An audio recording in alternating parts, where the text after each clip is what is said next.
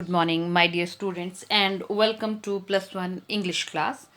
हम लोग चैप्टर पढ़ रहे थे लैंडस्केप ऑफ द सोल, जिसमें अभी तक हमने पढ़ा कि वेस्टर्न आर्ट और चाइनीज़ आर्ट या एशियन आर्ट जो है वो सैद्धांतिक तौर पर भिन्न भिन्न है। वेस्टर्न आर्ट में जो है वो फिगरेटिव आर्ट है। फिगरेटिव मीन्स जैसा देखा वैसा ही बना दिया, आकार पर आधारित। जबकि एशियन या चाइनीज़ आर्ट जो है उसका संबंध सोल से है, आत्मा की अभिव्यक्ति से है।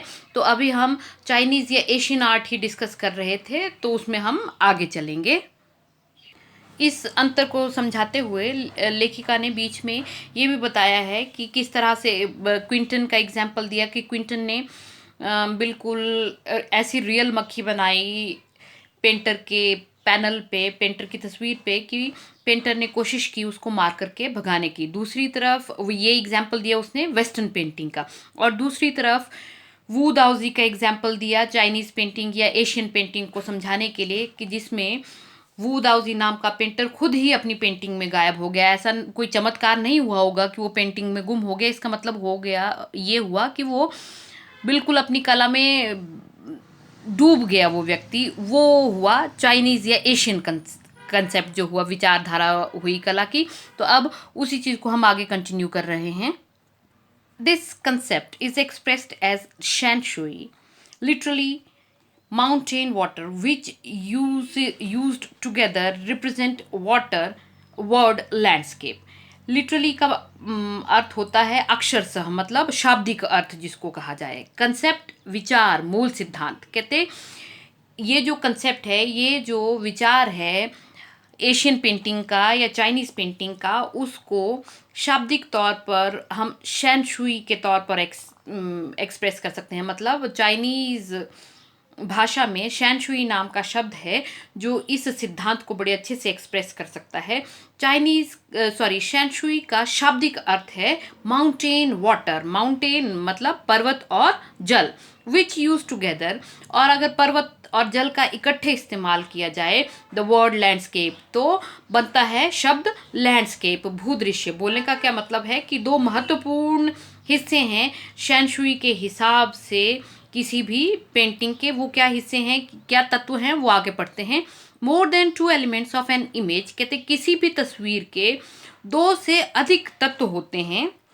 दीज रिप्रेजेंट 2 कंप्लीमेंट्री पूरक, एक दूसरे को पूरा करने वाले पोल्स कहते। और ये जो तत्व हैं वो, ये जो 2 एक दूसरे को पूरा करने वाले ध्रुव हैं, वो हैं reflecting the Daoist view of universe ब्रह्मांड। कहते अगर ये जो दाओइस्ट दृष्टिकोण है ब्रह्मांड के बारे में, उसके ऊपर हम रिफ्लेक्ट करें, उसके बारे में अगर हम सोचें, तो ये जो चाइनीज़ पेंटिंग के 2 या 2 से अधिक तत्व माने जाते हैं, ये एक दूसरे के पूरक हैं। मतलब अगर इन तत्वों में से एक भी तत्व खत्म हो गया, गायब हो गया, तो पेंटिंग बिल्कुल निरर्थक हो जाती है। बिना इन 2 या 3 तत्वों के पेंटिंग हो ही नहीं सकती है, कोई कला हो ही नहीं सकती है।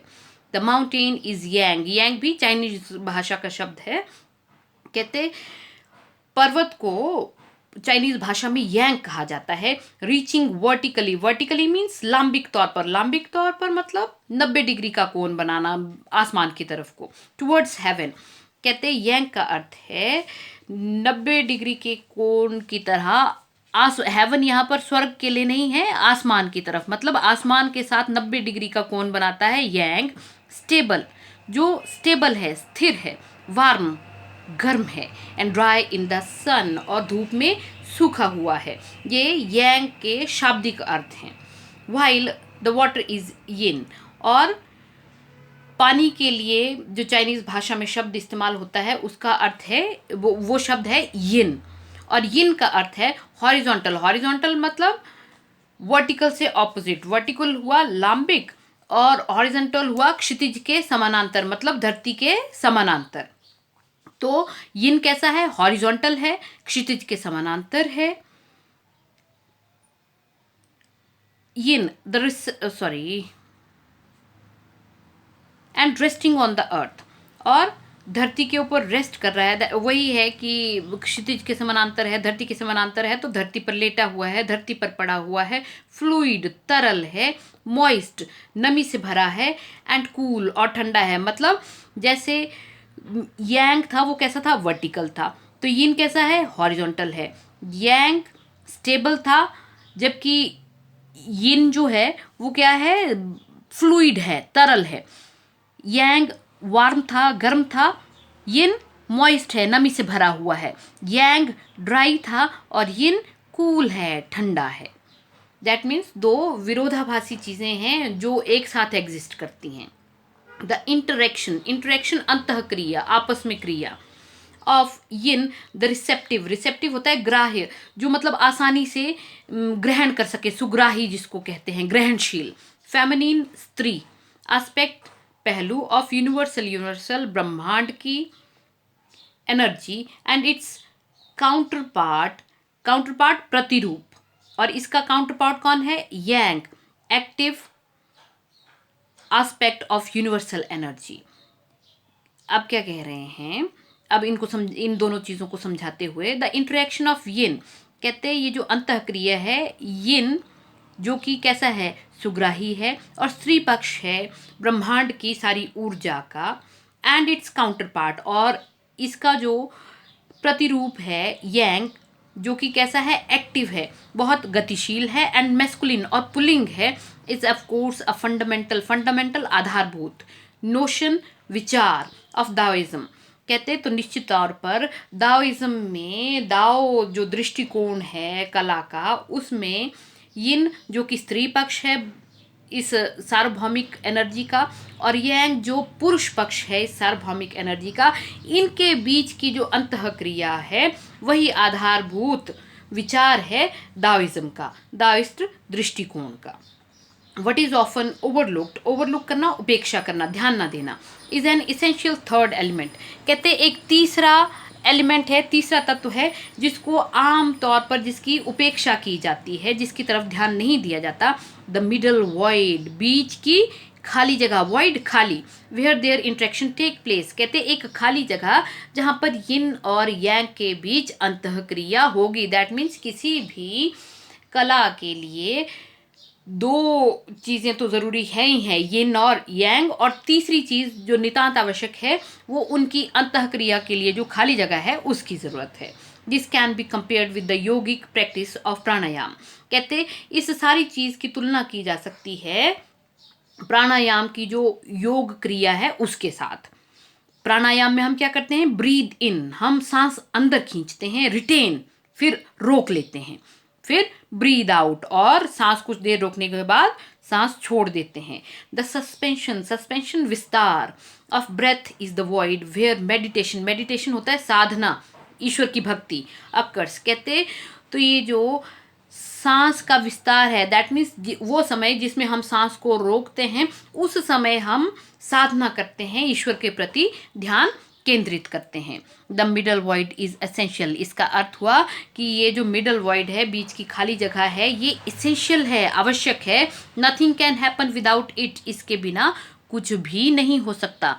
Hence the importance of white unpainted space in Chinese landscape.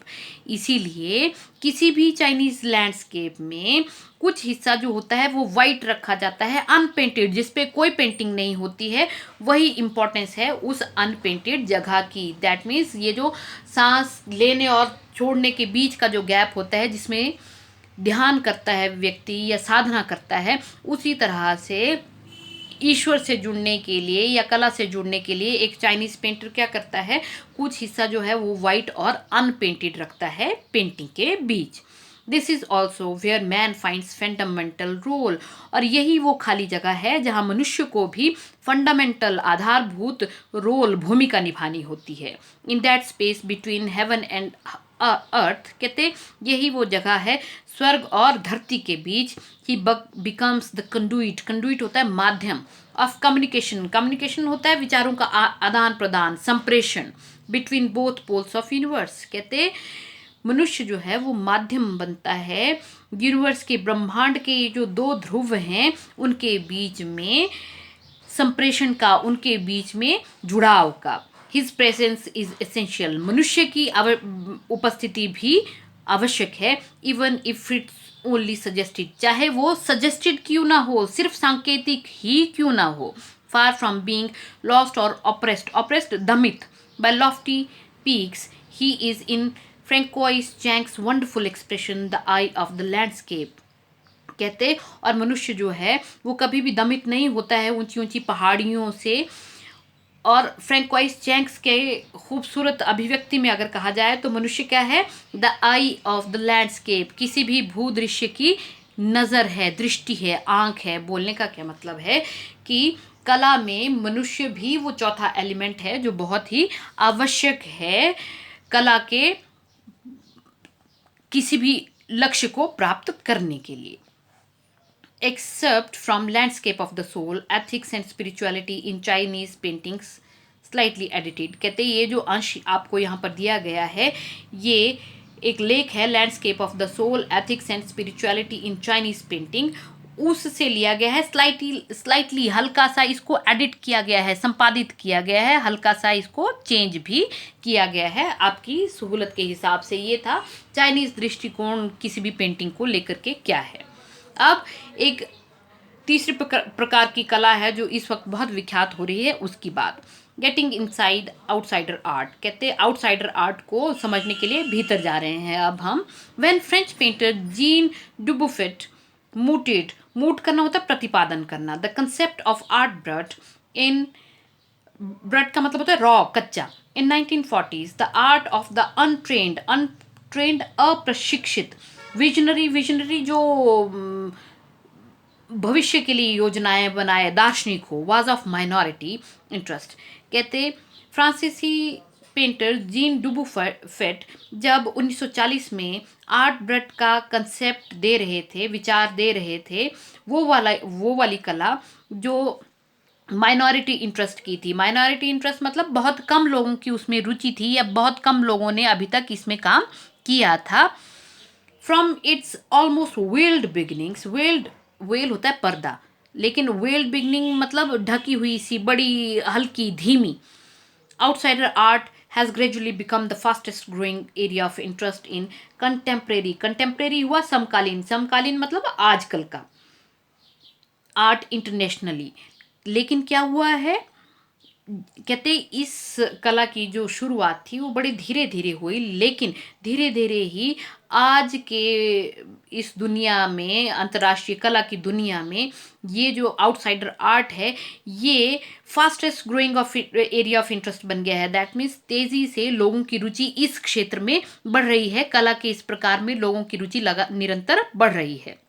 This genre कला का प्रकार is described as the art of those who have no right to be artists as they have received no formal training yet show talent Pratibha and artistic insight होता है अंतर्दृष्टि।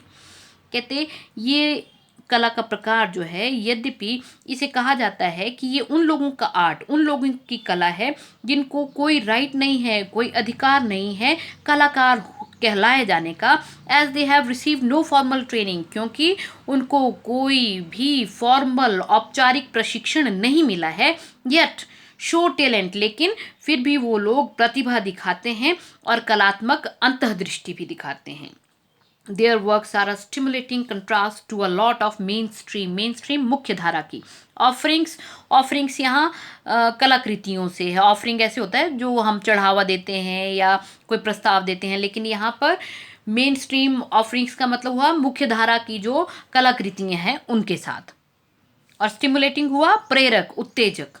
तो क्या कह रहे हैं, उनके जो काम है, ये जो रॉ आर्ट या आर्ट ब्रट के लोगों का जो काम है वो मुख्य धारा के कलाकृतियों से स्टिमुलेटिंग कंट्रास्ट, बहुत ज़्यादा विपरीत है, बहुत ज़्यादा अलग है।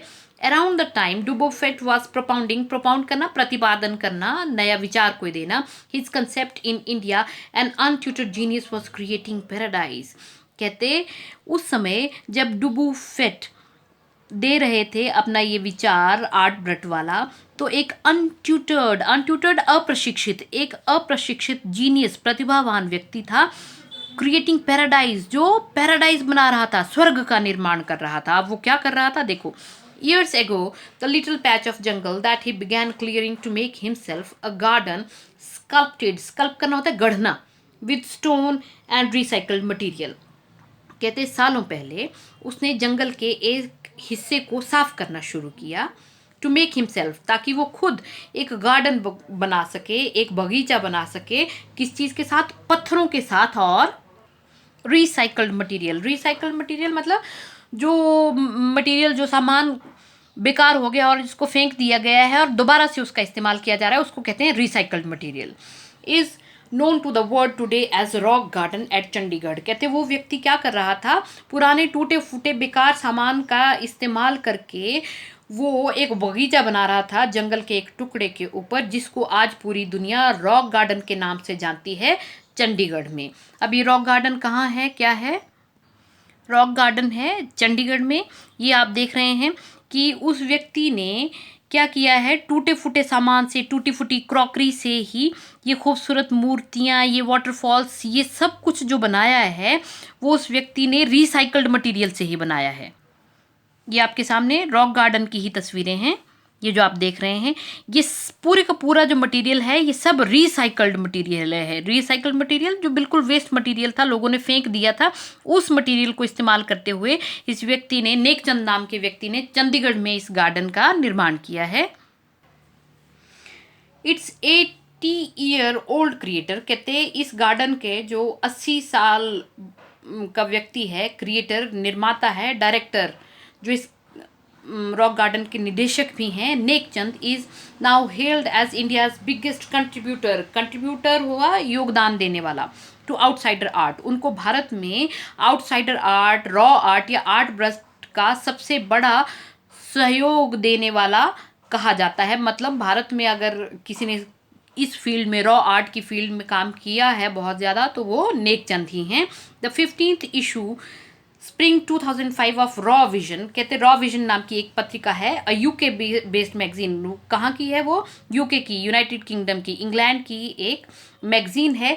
पायनियर इन आउटसाइडर आर्ट पब्लिकेशंस। पायनियर करना होता है शुरुआत करना, पब्लिकेशन प्रकाशन। कहते वो वाली मैगजीन जिसने शुरुआती तौर पर आउटसाइडर आर्ट से जुड़ी हुई चीज़ें प्रकाशित की हैं, वो जो पत्रिका है रॉ आर्ट नाम की, उसका जो 15वां अंक है, जिसका शीर्षक रखा गया है spring 2005, features Nekchand and his rock garden sculpture होती है मूर्तियाँ, women by waterfall on its anniversary. Anniversary हुआ वार्षिक, इशूज कवर, वार्षिकांक जो है हर वर्ष के बाद जो छपने वाला अंक है, उसके कवर पेज पर एक साइड नेकचंद की तस्वीर है और दूसरी साइड रॉक गार्डन की वो वाली मूर्तियाँ जिसका इस्तेमाल, जिसमें इस्तेमाल किया है उसने रिसाइकल्ड मटेरियल, और उन मूर्तियों का नाम रखा है विमेन बाय द वाटरफॉल, झरने के पास खड़ी हुई औरतें। मतलब ऐसी मूर्तियाँ हैं जो टूटी हुई चूड़ियों से, टूटी हुई क्रॉकरी से बनाई हैं। तो कहते हैं यूके की जो मैगजीन है ये रॉ विजन नाम की, उसने जो अपना वार्षिकांक छापा है उसमें नेकचंद और नेकचंद की बनाई हुई वो जो मूर्तियाँ हैं उसकी तस्वीर उसके कवर पेज पर छपी है। The notion of art brat or raw art was of the works that were in their raw state as regard cultural and artistic influences। कहते ये जो विचार है, नोशन है आर्ट ब्रट का या रॉ आर्ट का, ये उस काम से संबंधित है, उस कला से संबंधित है कि वो वाली कला जो कि कच्ची है सांस्कृतिक और कलात्मक प्रभाव के तौर पर। मतलब ऐसी कला जिससे पहले उस कला को किसी ने नहीं अपनाया है, और उसी के कारण जो नया काम कोई व्यक्ति उस फील्ड में कर रहा है उसके ऊपर पहले से किसी कलाकार का कोई प्रभाव, कोई दबाव नहीं है। Anything and everything from a tin to a sink to a broken down car could be material for a work of art.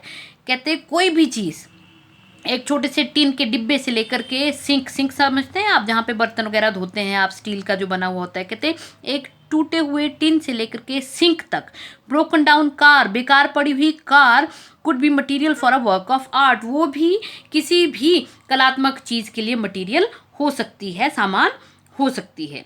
Something Nekchand has taken to dizzying heights, कहते ऐसी चीज़ जिसको नेकचंद ने चौंधिया देने वाली, आंखें डिजिंग चौंधिया देने वाली, आंखों को चौंधिया देने वाली हाइट्स तक, ऊंचाई तक पहुंचा दिया है। Recognising his art as an outstanding testimony हुआ प्रमाण of the difference a single man can make when he lives his dream.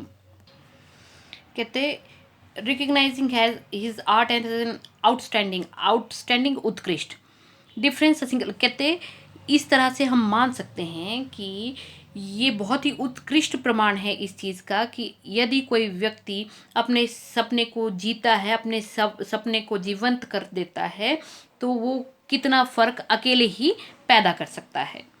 The Swiss Commission of UNESCO will be honoring him by the way of European exposition of his works। कहते UNESCO का जो Switzerland का आयोग है वो नेकचंद को सम्मानित करने वाला है यूरोप में उनके काम की प्रदर्शनी लगा करके, एक्सपोजिशन प्रदर्शनी।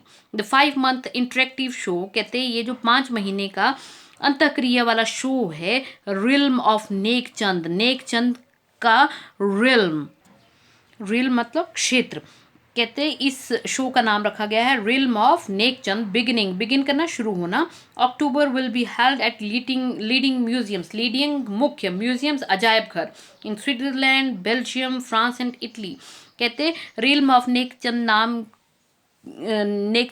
के नाम से एक अंतःक्रिया वाला शो चलाया जाएगा जो अक्टूबर के महीने में शुरू होगा और स्विट्जरलैंड, बेल्जियम, फ्रांस और इटली के मुख्य अजायब घरों में उसे दिखाया जाएगा। The biggest reward is walking through the garden and seeing people enjoy my creation, Nek Chand says. कहते लेकिन नेकचंद क्या कहते हैं कि बिगेस्ट रिवॉर्ड, सबसे बड़ा रिवॉर्ड, पुरस्कार तो मुझे तब मिलता है जब मैं लोगों को गार्डन में चलते हुए देखता हूँ और मेरी द्वारा क्रिएट की गई रचित इस गार्डन को देख करके एंजॉय करते हुए देखता हूँ, उससे बेहतर रिवॉर्ड कोई नहीं है। नेकचंद सेज, ऐसा कौन कहता है? नेकचंद कहते हैं। आज के लिए इतना ही। अब वर्ड मीनिंग्स देख लीजिए। कंसेप्ट विचार, लिटरली अक्षरशः, कम्प्लीमेंट्री अनुपूरक, रिफ्लेक्टिंग परावर्तक, वर्टिकली लांबिक, इंटरेक्शन अंतःक्रिया, रिसेप्टिव ग्रहणशील सुग्राही, फेमिनिन स्त्रीलिंग स्त्री संबंधी, काउंटरपार्ट प्रतिरूप, फंडामेंटल मूल सिद्धांत, नोशन विचार, ओवरलुक निग्लेक्ट करना उपेक्षा करना, सस्पेंशन विस्तार, मेडिटेशन साधना ध्यान, कंडुइट माध्यम, सजेस्टेड सांकेतिक, ऑप्रेस्ड उत्पीड़ित, लॉफ्टी उच्च उत्कृष्ट शानदार, मूट प्रस्तुत करना या विचार करना, ब्रट रॉ रफ, विजनरी भविष्य के लिए योजना बनाने वाला, जॉनर विधा प्रकार, इंसाइट अंतःदृष्टि परख, स्टिमुलेटिंग उत्तेजक प्रेरक, ऑफरिंग प्रस्ताव बलि चढ़ावा, प्रोपाउंड प्रतिपादन करना, स्कल्प्ट करना गढ़ना गढ़ा हुआ, sculpted, pioneer to make a beginning, publications प्रकाशन। आज के लिए इतना ही। कि थोड़ा डिफ़िकल्ट रीडिंग एक्सपीरियंस है, वैचारिक हिसाब से भी और शब्दों के हिसाब से भी, वोकैबुलरी के हिसाब से भी, तो फिर भी आप लोगों को कोई दिक्कत रहेगी तो आप मुझे पूछ सकते हैं। मैं ग्रुप में या जैसे भी कमेंट सेक्शन में भी अगर आप कुछ कहेंगे तो मैं उसको ज़रूर रिप्लाई करूँगी। Thank you.